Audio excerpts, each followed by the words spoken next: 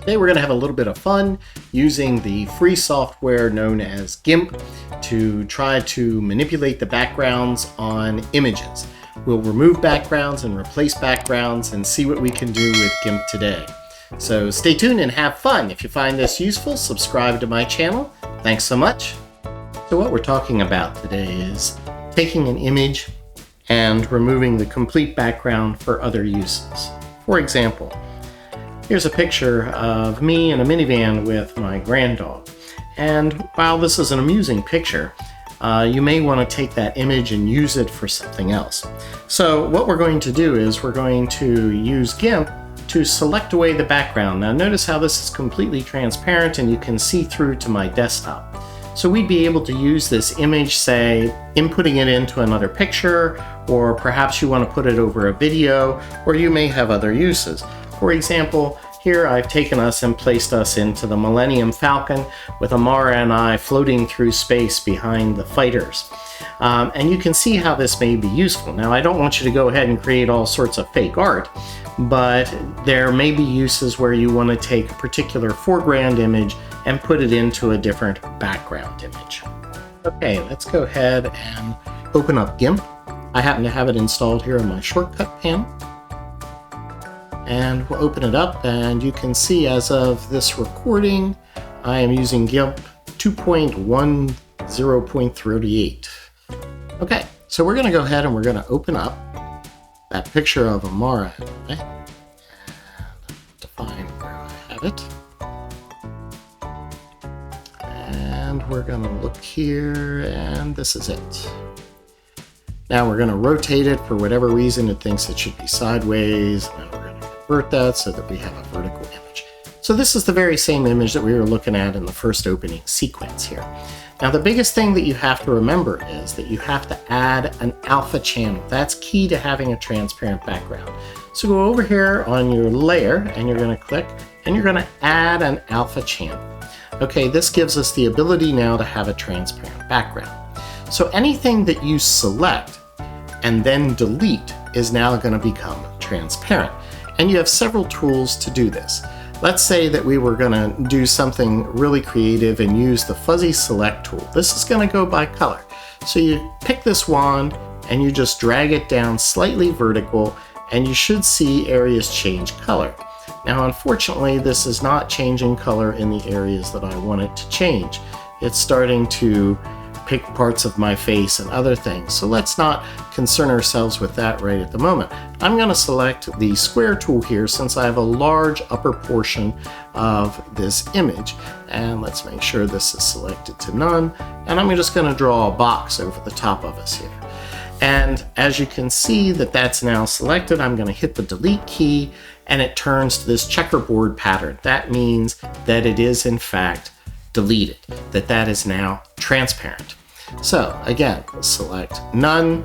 We can again, if we want to try maybe on the seat down here, and you see how this is now selected. I took that wand and dragged it down and it kind of created this area. If I hit the delete key, see how it takes that seat away, or if I drag up here, that was too much. It's starting to take away my gray hair. Let's just drag down.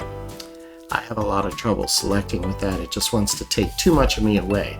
But as you can see, it's kind of outlining Amara's head and the top. If I hit the delete key, we get a little bit of resolution. I don't find that particular fuzzy logic tool to work well, but a lot of people do use it in high contrast images. But what we have is we have another tool here called the scissors select. And if you hit I on your keyboard, it'll bring up this scissors. And we're going to select that. Let's make sure that nothing in the photo is selected. And this is really a cool little tool because it employs artificial intelligence. Let's zoom in on our image so that that's a little bit too big of a zoom for me. And what we're going to do is you're going to see that this scissors tool is going to go along the edges.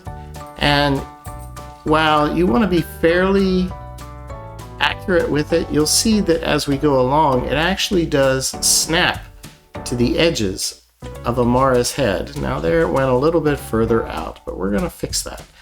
And it doesn't like that one headrest, and it's got a little bit, it's clipping short on Amara's nose. But let's keep going around the image further, and we're gonna go back. Let's make sure that we scroll down and get it all. But as you can see, compared to the older tools, I'm actually moving fairly quickly over this image, and the artificial intelligence is finding the edge on these images. And I'm not going to get some of my stray hair here. Go around the bit here, and then since I want this whole image, we'll select, and we'll come back up to here and connect to that dot. Now before you do anything else, we want to take these lines and we want to fix them a little bit. See, I want to stretch that out to the edge of the photo since it clipped in. And for example, here we have a little bit of the minivan roof. I want to pull that line down against Amara's head, and you'll see that it comes in for whatever reason. Here we have a little bit of the window. It doesn't like this headrest in the minivan, but you can see that it'll snap down against the edge of Amara's nose. Here we clipped her nose a little bit. Let's pull that out. Coming around here, we look pretty good. Down here, we have a little bit of the seat. We don't want that. And although that might have been okay because there was a transparent background from when I was using fuzzy select, I didn't like the way that it looked. And we've got my gray hair here. Everything else looks pretty good. Let's bring that back to the edge of the photo a little. Okay, and then once you do that, you have to hit the Enter key on the keyboard to select that image. Now you can see the marching ants around that whole image. Now this has, if we would hit the delete key now, it would actually delete Amara and I out of the photo. So what you want to do is you want to go up to select and you want to invert it. Now we have everything except Amara and I selected, and you're going to hit the delete key and look at that. Everything has gone checkered except for Amara and I. Okay? Change that to select none. We now have just me and Amara sitting there on a transparent image. Now, if I really wanted to get particular about it, we could do, where is my eraser? Here's my eraser. If you notice, there's a tiny bit of white left over from the minivan over Amara's nose here. And if you really want to get particular, you can use the eraser tool to take away anything that doesn't look quite right. And you can see that we're leaving behind that checkered image again. And now that looks pretty good to me. So what you have to do then is you're going to take this and you're going to export this, because I want to save this in case I screw things up. And let's just say that I'm going to put this in pictures. Now a JPEG won't work because a JPEG does not have transparent backgrounds. So we're going to make this Amara, me, and we're going to put a PNG extension on this. PNG, and I think GIF will support transparent backgrounds. And we're going to export this, and I put it into my pictures directory, and now I have that saved. But the next thing that we're going to do, say that we want to import this into something. Okay, let's take this whole thing and select all, and we're going to copy it. Okay, now we'll take a new image. Let's open up our picture of the Millennium Falcon that we have. Have that, and let's see.